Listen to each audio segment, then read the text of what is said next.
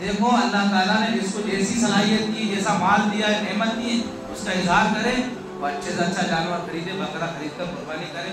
لیکن کوئی بکرا نہیں خرید رہا ہے، بڑے میں حصہ لے رہا ہے یا خود بڑا جانور ذبح کر رہا ہے، تو اس کو ایپ کی نظر سے نہ دیکھے۔ یہ اچھی طرح سمجھ لیں آپ، ایپ کی نظر سے دیکھنا اپنے عمل کو برباد کرنا ہے۔ وہی کر رہا ہے جو کرے، اس کی مرضی۔ اللہ تعالیٰ نے اجازت دی ہے جبھی تو کر رہا ہے۔ اگر وہ مالدار ہونے کے بعد بھی پاڑا کر رہا ہے تو بھئی وہ تو اللہ نے رخصت دی ہے تو کر رہا ہے، حالانکہ اس کو نہیں کرنا چاہیے، کر رہا ہے تو کرنے دو۔ اگر ہم اس کو ایک کی نظر سے دیکھ رہے ہیں تو ہم اپنے عمل کو برباد کر دیں۔ شیطان ایسے خفیہ راستوں سے آتا ہے اور اعمال برباد کروا دیتا ہے۔ اس لیے اللہ تعالیٰ نے قربانی کا موقع دیا ہے۔ قربانی کا عمل بہت زیادہ پسندیدہ عمل ہے۔ قربانی کا جانور قیامت کے دن آئے گا، اپنے کھر کے ساتھ، اپنے بالوں کے ساتھ، اپنی گوشت اور گوشت کے ساتھ آئے گا، اور انسان کو جو ہے جنت میں داخلے کے لیے میں آسانی فرمائے گا۔ جنت کے داخلے میں آسانی ہوگی جانور کے ذریعے، تو اچھے سے اچھا جانور کریں۔ لیکن جو جیسا کر رہا ہے نا، کوئی حصہ لے رہا ہے دینے دیں اس کو۔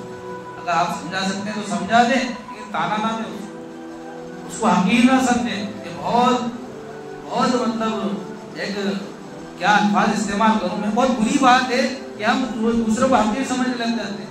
ارے وہ بہت سارے تو ایسے ہیں جو کرتے ہی نہیں ہیں، ان کو کیا سمجھو گے پھر آپ؟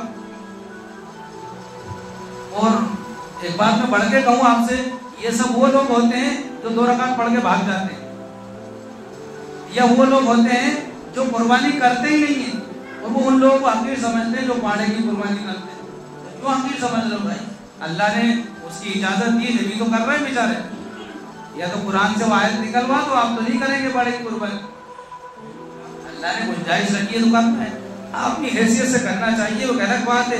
اب کوئی انسان اٹھا کٹا ہے، تندرست ہے، پھر بھی 14 رکعت پڑھ کے نہیں جا رہا ہے، 2 رکعت پڑھ کے بھاگ جا رہا ہے، تو اس کو کیا کہیں پھر؟ اس کے بعد بھی تو طاقت ہے 14 پڑھنے کی، پڑھ سکتا تھا، نہیں پڑھ کے جا رہا ہے، اس کو کیا کہیں پھر؟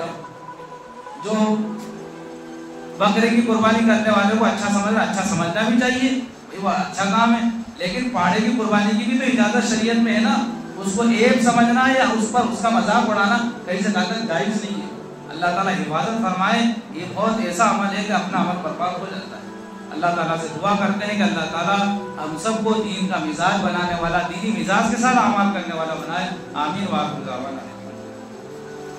اگر کوئی مسئلہ کسی کو پوچھنا ہے تو پوچھ سکتے ہیں، ابھی بات میں چلتے ہیں۔